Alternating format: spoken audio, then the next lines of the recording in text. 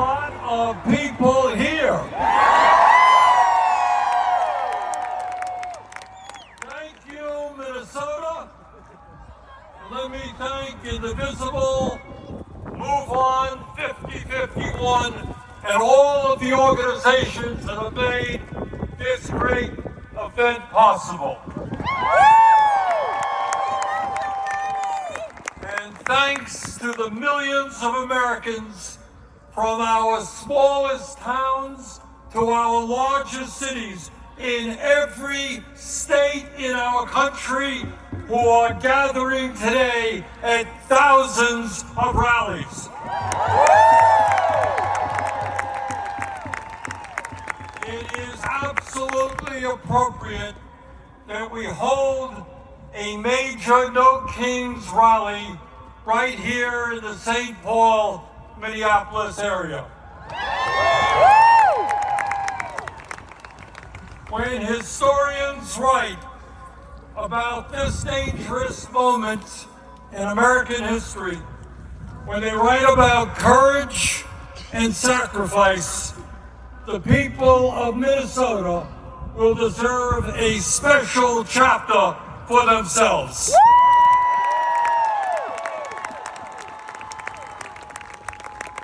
In the face of unprecedented occupation of this city by ICE, Trump's domestic army, this community stood up and with extraordinary solidarity fought back and won.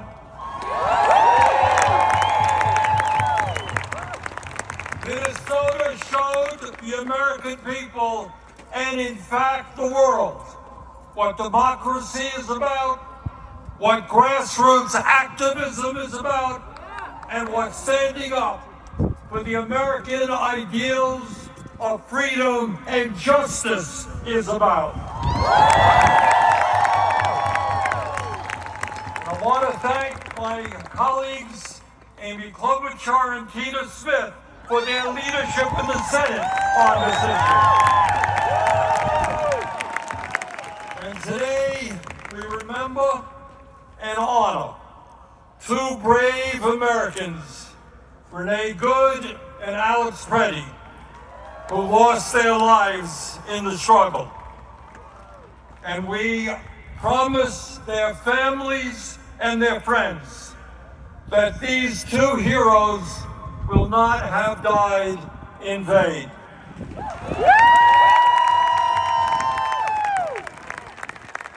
Their sacrifice has inspired and will continue to inspire the American people in the never-ending struggle for justice.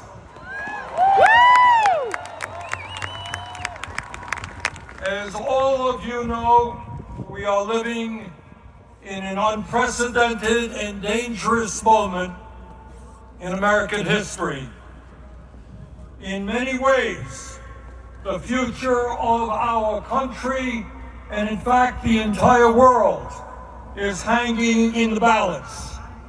And the actions that we take now will determine what the future looks like. The choices that we face are clear.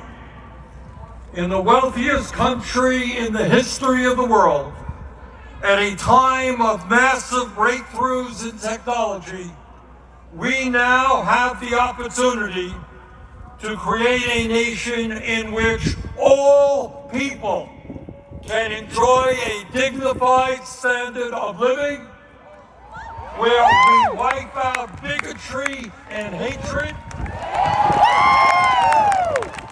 and where all of us can live in peace and participate in a vibrant democracy.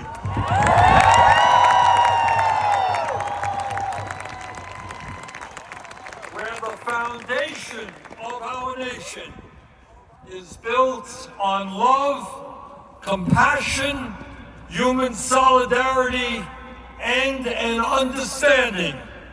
As your great former senator, the late Paul Wellstone, said,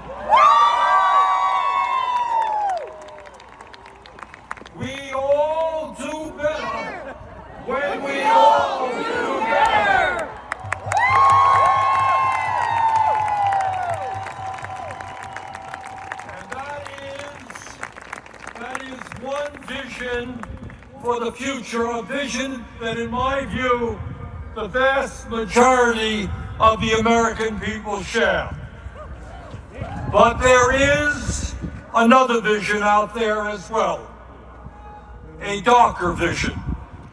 It is a vision which says that we must give up on democracy, that we are too stupid and inept to govern ourselves, and that we must put more and more power into the hands of one man.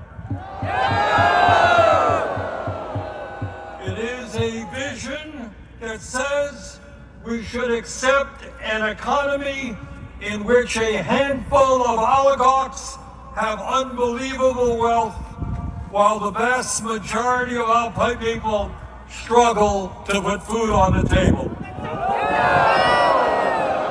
It is a vision that says that the only thing that matters in life is the accumulation of money and power. And that it is okay if we lie, cheat, and steal to achieve those goals. It is a vision which says that we must hate each other because of where we were born. Hate each other because of a different language that someone speaks. Hate each other because of the differences in the color of our skin, or our religion, or our sexual orientation. It is a vision that foments hatred and hatred and hatred, division, division, and division. It is an Orwellian vision which says that we must live in a constant state of fear, that we must always have an enemy, and that we must always be at war.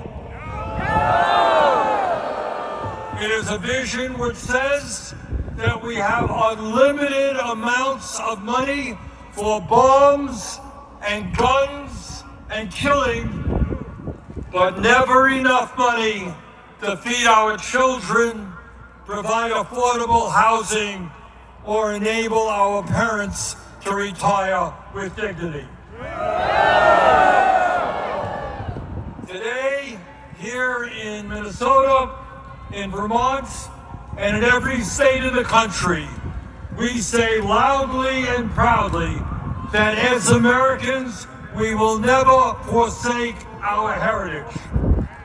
We will never accept authoritarianism.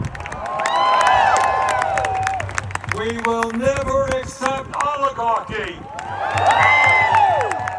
And we will never accept a president who is a pathological liar, a kleptocrat, and a narcissist who is undermining the Constitution of the United States and the rule of law every day.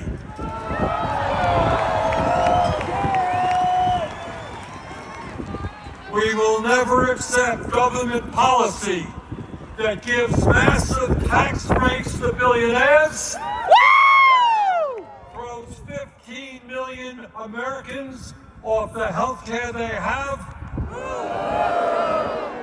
breaks unions, denies women the right to control their own bodies, and is pushing the planet closer and closer to a climate crisis.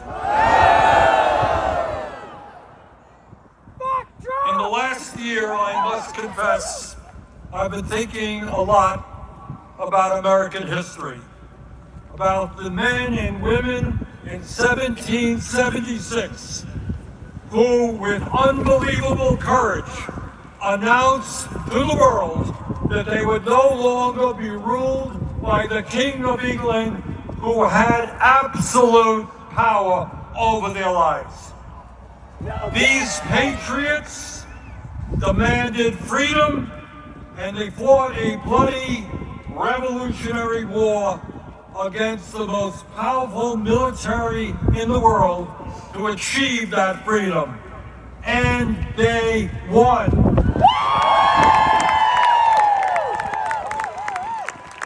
And after their military victory, they established the first democratic form of government in modern history. In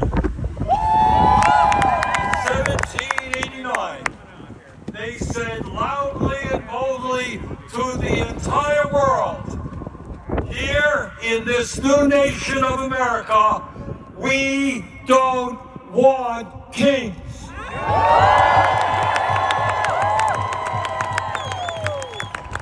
And let us never forget the extraordinary and powerful words they left to us. Quote, "We hold these truths to be self-evident, that all men are created equal and they are endowed by their Creator with certain unalienable rights, that among these are life, liberty, and the pursuit of happiness."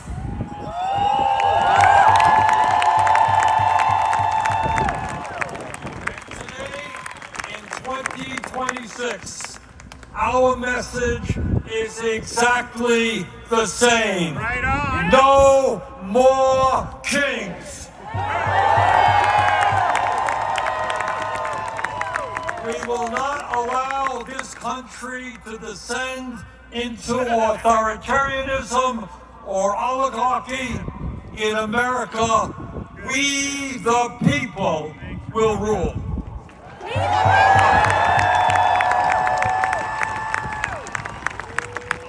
But let us be clear, this moment is not just about one man's greed, one man's corruption, or one man's contempt for our Constitution. No, it's not. This is about a handful of the wealthiest people on earth who, in their insatiable greed, have taken over our economy, have taken over our political system, have taken over our media in order to enrich themselves at the expense of the working families of our country. Brothers and sisters, never before in American history have so few had so much wealth and so much power. Never before in American history has there been such extreme levels of income and wealth inequality, with the top 1% now owning, if you can believe it, more wealth than the bottom 93%. Kill him! Never before in American history had we seen the super rich expand their wealth so rapidly. That's right. Last year alone, after receiving the largest tax break in history, 938 billionaires in America, fewer than 1,000 people, became $1.5 trillion richer. And our president, honest Donald Trump, became over $1 billion richer himself. Never before in American history have we seen a ruling class within a corrupt campaign finance system spend so much money to buy politicians. In the coming midterm elections, the billionaires will spend many, many hundreds of millions of dollars to make sure that government continues to work for them and not working families. Right on. Meanwhile, while the richest people in America become much, much richer, 60% of our people here in Minnesota, in Vermont, and all over this country are living paycheck to paycheck, struggling to put food on the table, struggling to pay their rent and their mortgage, struggling to pay for child care and education, and struggling to put a few bucks aside for a decent retirement. In America today, tens of thousands of our people die every year unnecessarily because they cannot afford to go to a doctor. And unless we change how our economy works, our younger generation, our kids, for the first time in modern history, will have a lower standard of living than their parents. So today, we not only say no to Trump's authoritarianism, we say no to Mr. Musk, Nope. no to Mr. Bezos and Mr. Zuckerberg and Mr. Ellison and all the other multi-billionaires. You cannot have it all. We will create an economy that works for all Americans, not just the 1%.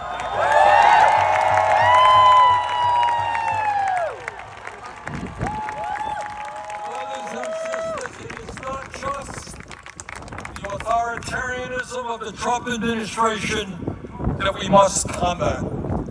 It is not just the oligarchs and their insatiable greed that we must combat. Now, as the news literally of today reminds us, we have got to stop the out-of-control militarism of the Trump administration, whether it is here at home in cities like Minneapolis and St. Paul or abroad. Damn right! Oh shit, he didn't serve another war, did he? Let us be honest. No. Shit. The American people were lied to about the war in Vietnam. No kidding. We were lied to about the war in Iraq. Yes, sir. And we are being lied to today about the war in Iran. This war must end immediately. Right now, right In the last election, Donald Trump pointed out correctly the huge amounts of money that had been wasted in wars that should have been spent rebuilding America. He campaigned as a peace candidate, and he promised no more forever wars. He lied. now. Liar! Gunman! Liar! Liar! 1 month ago, Trump and his partner, Israeli Prime Minister Benjamin Netanyahu, started a war with Iran. This war is unconstitutional. Trump did not seek or receive authorization from Congress.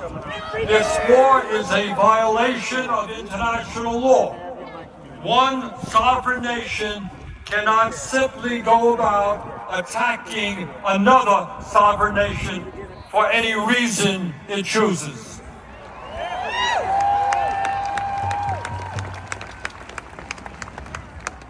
Since this war began, 13 American soldiers have been killed and hundreds have been wounded, including another 12 yesterday. In Iran, nearly 2,000 civilians have been killed and many more wounded, and 498 schools have been bombed by American and Israeli missiles. In Lebanon, more than 1,000 people are dead, and more than 1 million Lebanese people 15% of their population have been displaced from their homes. In Israel, 20 people have been killed and over 5,000 wounded. In the West Bank, Israeli vigilantes are burning down homes and killing Palestinians. Genocide!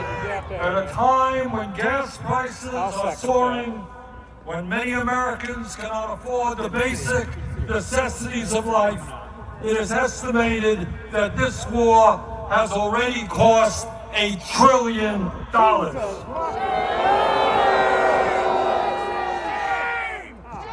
At a time when the American people are politically divided, there is one issue that is bringing us together. Conservatives, moderates, and progressives are speaking out in unison: end this war.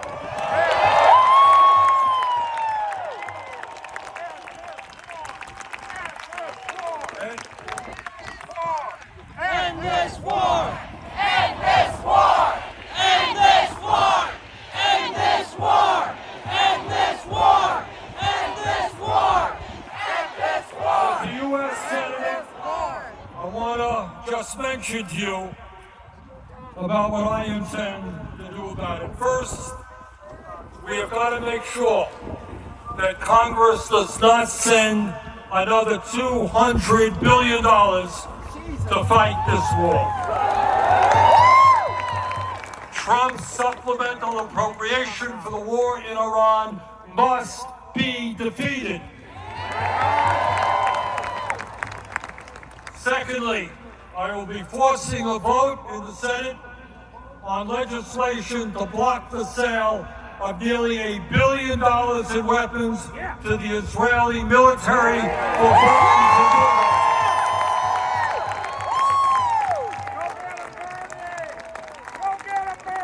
A nation, a government that has committed genocide in Gaza does not need more military support from American taxpayers.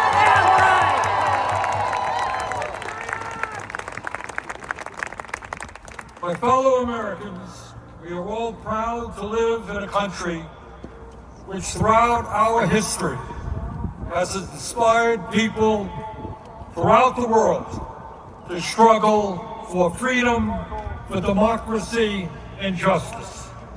And we understand that when we stand together and not let demagogues divide us up, we can continue to inspire the world to believe in a brighter future. Amen.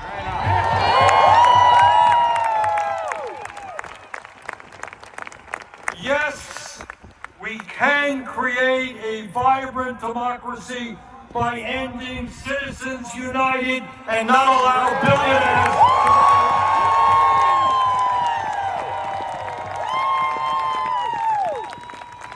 Yes, we can create an economy that works for every man, woman, and child in our country, and not just a handful of billionaires. Yes, we can make certain that the revolutionary technologies of artificial intelligence and robotics are used to improve life for all of us and not just make the rich owners of that technology even richer. Yes, we can and must join the rest of the industrialized world and guarantee health care as a human right for all of our people.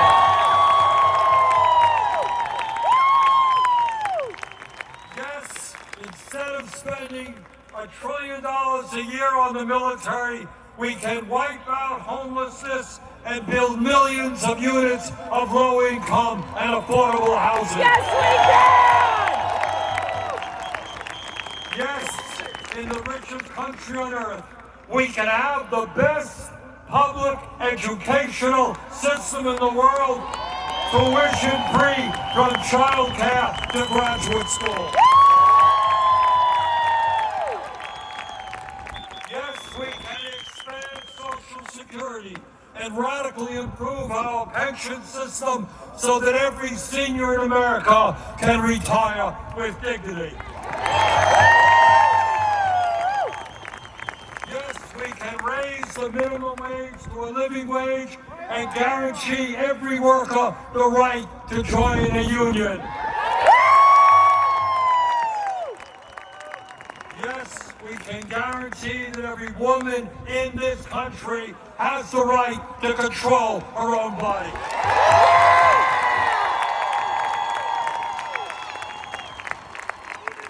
And yes, when billionaires are paying an effective tax rate lower than a truck driver or a nurse, we can and must make certain that the top 1% and large profitable corporations start paying their fair share of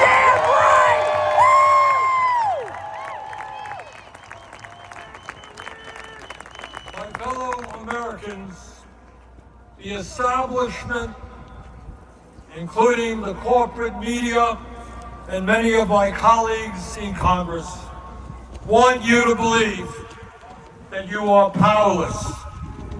They want you to believe that you cannot change the status quo, that because of their wealth and their influence, there is nothing you can do to combat them. But that is a lie. Throughout the history of our country, when Americans have stood up and fought for justice, they have prevailed. The founders of our country did it when they stood up to King George.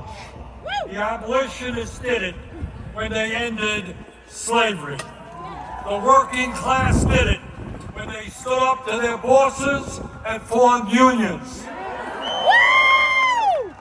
The suffragettes did it when they demanded that women have the right to vote. The LGBT community did it when they demanded basic human rights. Time and time again, in difficult moments in American history, our people stood up, fought back, and won. They did it then, we can and will do it now.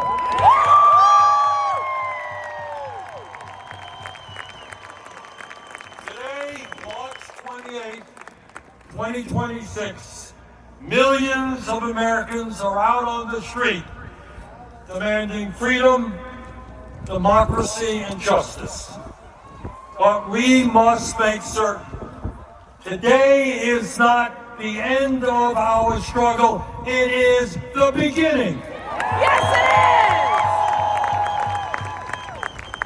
it is! Together, when we stand united, we can and will create the kind of nation that you and I know that we can become. Thank you all very much.